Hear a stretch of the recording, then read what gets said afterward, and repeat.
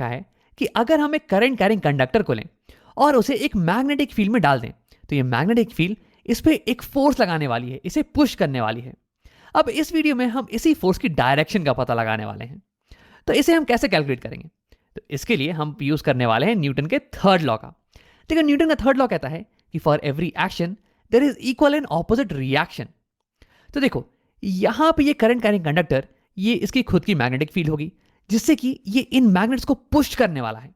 अब अगर ये हो गया एक्शन, तो फिर इन रिएक्शन ये मैग्नेट्स ये इस करंट कैरिंग कंडक्टर को पुश करने वाले हैं ऑपोजिट डायरेक्शन में। देखो, एक्शन एंड रिएक्शन फोर्सेस ये इक्वल होते हैं लेकिन डायरेक्शन में ये ऑपोजिट होते हैं। तो अगर करंट कैरिंग कंडक्टर ये मैग्नेट्स को एक डायरेक्शन में पुश कर रहा है तो ये मैग्नेट्स इसे ऑपोजिट डायरेक्शन में पुश करेंगे। तो आओ सबसे पहले पता लगाते हैं कि ये करंट कैरिंग कंडक्टर ये किस डायरेक्शन में पुश कर रहा है इन मैग्नेट्स को। तो देखो, यहां पे हमारी कंडक्टर ये करंट को कैरी कर रही है, तो यानी कि इसके अराउंड इसकी खुद की मैग्नेटिक फील्ड होने वाली है। अब देखो, हमें पता है कि एक स्ट्रेट करंट कैरिंग कंडक्टर इसकी मैग्नेटिक फील्ड ये एक सर्कल में होती है। तो आओ इसे ड्रॉ कर लेते हैं। मैं इसे हटा देता हूं और ये हो गई हमारी कंडक्टर की मैग्नेटिक फील्ड। अब देखो, इस फील्ड की डायरेक्शन का पता लगाने के लिए हम राइट हैंड थंब रूल का इस्तेमाल करेंगे, जो कि कहता है कि अगर तुम वायर को अपने राइट हैंड से पकड़ो और थंब तुम्हारी पॉइंट कर रही हो करंट के डायरेक्शन में, तो फिर जिस डायरेक्शन में तुम्हारी उंगलियां मुड़ेंगी वो हो जाएगी मैग्नेटिक फील्ड की डायरेक्शन, और वो इस केस में इस डायरेक्शन में होने वाली है। अब आओ एक बार याद कर लेते हैं कि मैग्नेटिक फील्ड की डायरेक्शन ये हमें क्या बताती है। तो देखो, अगर मैं फील्ड पे यहां पे एक छोटा सा मैग्नेट को रख दूं तो उसकी नॉर्थ पोल ये राइट डायरेक्शन में एक फोर्स को महसूस करने वाली है। और सिमिलरली अगर मैं फील्ड पे यहां पे वायर के पीछे इस पॉइंट पे एक छोटे से मैग्नेट को रख दूं तो उसका नॉर्थ पोल ये लेफ्ट डायरेक्शन में फोर्स को फील करने वाला है। तो यही बताती है हमारी मैग्नेटिक फील्ड लाइन की डायरेक्शन, कि अगर तुम किसी भी पॉइंट पे एक छोटे से मैग्नेट को रखो तो उसकी नॉर्थ पोल किस डायरेक्शन में फोर्स को फील करेगी। अब इसकी मदद से हम ये पता लगा सकते हैं कि ये पोल्स किस डायरेक्शन में फोर्स को फील कर रही है। तो क्यों नहीं तुम वीडियो को एक बार पॉज करो और इसे खुद से बनाओ, इसके बाद हम साथ साथ में देख लेंगे इसे। अब अगर तुमने ट्राई कर लिया तो आओ देखते हैं। सबसे पहले ये पता लगाते हैं कि ये नॉर्थ पोल ये किस डायरेक्शन में फोर्स को फील कर रही है। तो देखो, इस पॉइंट पे मैग्नेटिक फील्ड ये पॉइंट कर रही है इस डायरेक्शन में, आउट ऑफ द स्क्रीन।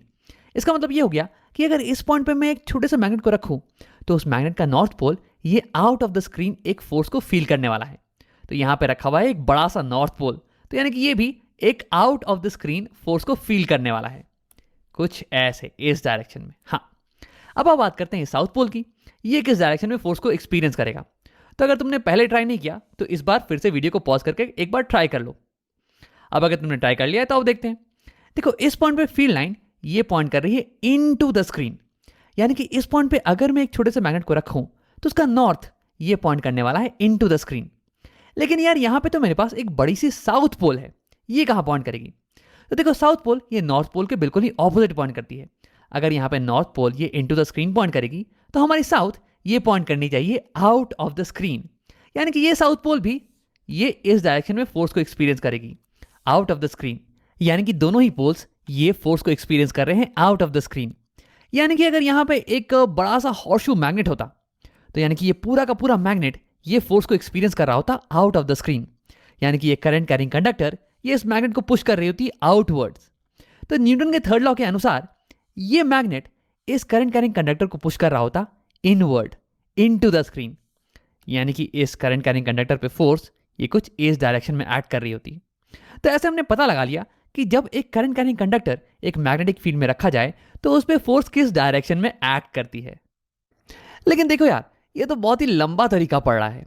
सबसे पहले हमने वायर के कारण मैग्नेटिक फील्ड की डायरेक्शन का पता लगाया, और फिर इस फील्ड के कारण इस मैग्नेट पे लगने वाले फोर्स की डायरेक्शन का पता लगाया, और फिर थर्ड लॉ का इस्तेमाल करके। अरे ये तो बहुत ही लंबा पड़ रहा है। काश हमारे पास कोई शॉर्टकट होता जिससे कि हम इस पूरी चीज को याद रख पाते।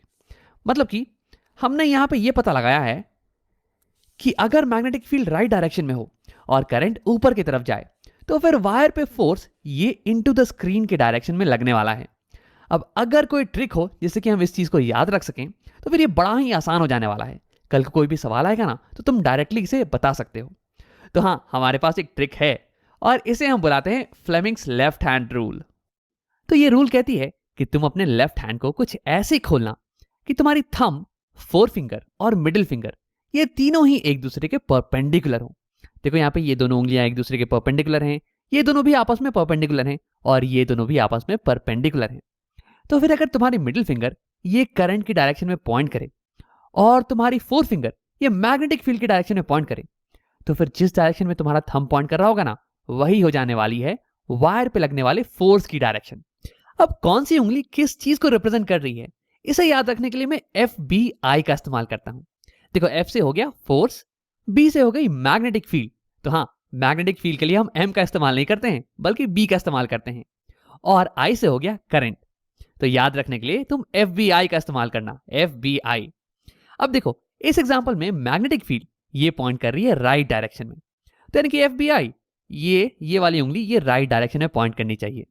और करंट ये हमारा पॉइंट कर रहा है ऊपर के डायरेक्शन में, तो यानी कि ये वाली उंगली ये ऊपर के डायरेक्शन में पॉइंट करनी चाहिए। अब देखो, मेरी थंब ये पॉइंट कर रही है इनटू द स्क्रीन और थंब बताती है फोर्स के डायरेक्शन को, तो यानी कि इस एग्जांपल में फोर्स का डायरेक्शन ये इनटू द स्क्रीन पॉइंट करना चाहिए। अब यार, यही तो आया था हमारे लंबे चौड़े प्रोसेस से कि force into the screen point कर रही है। अब हमें उस प्रोसेस की जरूरत नहीं है, हम फ्लेमिंग के लेफ्ट हैंड रूल की मदद से इसे आसानी से पता लगा सकते हैं। तो आओ एक और प्रॉब्लम करके इसे अच्छे समझ लेते हैं। तो यहाँ पे मैग्नेटिक फील्ड ये out of the screen point कर रही है। देखो, ड्राइंग में उतनी अच्छी से नहीं दिख रही होगी, लेकिन तुम इमेजिन कर लो। और हाँ, यहाँ पे करंट ये राइट डायरेक्शन में पॉइंट कर रहा है। तो एक बार वीडियो को पॉज करो और इसे खुद से करने की कोशिश करो। अब अगर तुमने ट्राई कर लिया है तो आओ देखते हैं। तो हम अपने लेफ्ट हैंड को लाने वाले हैं और तीनों उंगलियों को स्ट्रेच करेंगे, FBI। F बता देगा फोर्स की डायरेक्शन और B ये हो गई मैग्नेटिक फील्ड की डायरेक्शन। तो ये कुछ स्क्रीन से बाहर की तरफ पॉइंट करना चाहिए, कुछ ऐसे। और फिर मेरी आई पॉइंट करेगी राइट डायरेक्शन में। तो देखो, थंब ये बताएगा फोर्स की डायरेक्शन और ये पॉइंट कर रहा है नीचे की तरफ, डाउनवर्ड डायरेक्शन में। तो यानी कि फोर्स ऑन द वायर ये होने वाला है डाउनवर्ड डायरेक्शन में। अब देखो, एक आखिरी चीज, वैसे तो तुम्हें इसकी जरूरत है नहीं, लेकिन फिर भी मैं ये तुम्हें बताना चाहूंगा। देखो, क्या होगा अगर मैग्नेटिक फील्ड और करंट ये आपस में परपेंडिकुलर नहीं हो, जैसे कि इस डायग्राम में देख लो। तो सवाल ये है कि क्या होगा अगर करंट और मैग्नेटिक फील्ड ये 90 डिग्रीज के एंगल पे नहीं हो तो देखो, असल में फोर्स की डायरेक्शन इसमें कोई भी चेंज नहीं आने वाला है। हाँ, फोर्स की वैल्यू थोड़ी कम हो जाएगी, लेकिन उसकी डायरेक्शन ये बिल्कुल ही सेम रहने वाली है। देखो, फोर्स की डायरेक्शन ये डिपेंड नहीं करती है कि मैग्नेटिक फील्ड और करंट इन दोनों के बीच का एंगल क्या है। ये अगर 90 डिग्रीज नहीं भी होना, तो भी हम फ्लेमिंग के लेफ्ट हैंड रूल का इस्तेमाल करके फोर्स की डायरेक्शन का पता लगा सकते हैं। लेकिन देखो, फोर्स ये हमेशा परपेंडिकुलर होगा इन दोनों उंगलियों के, लेकिन ये दोनों उंगलियां ये आपस में परपेंडिकुलर हो, इसकी जरूरत नहीं है। लेकिन अभी के लिए तुम्हें इसकी टेंशन लेने की जरूरत है नहीं। तुम्हें जो भी सवाल मिलेंगे ना, जनरली उनमें ये दोनों उंगलियां ये आपस में परपेंडिकुलर ही होंगी। अब आओ इस वीडियो को खत्म करते हैं। हमने देखा कि अगर एक करंट कैरिंग वायर ये मैग्नेटिक फील्ड में प्लेस होना, तो फिर इस पर एक फोर्स लगने वाला है। और इसकी डायरेक्शन का पता लगाने के लिए या तो तुम थर्ड लॉ का इस्तेमाल करो, जो कि लंबा प्रोसेस है, या फिर तुम फ्लेमिंग के लेफ्ट हैंड रूल का इस्तेमाल करो, जो कि कहता है कि फोर्थ फिंगर ये हमें बताएगी मैग्नेटिक फील्ड की डायरेक्शन और मिडिल फिंगर ये करंट की डायरेक्शन बताएगी। तो फिर थंब ये बताने वाली है फोर्स की डायरेक्शन। तो देखो, इसे याद रखने के लिए मैं इस्तेमाल करता हूं force F, magnetic field B और करंट I, FBI का।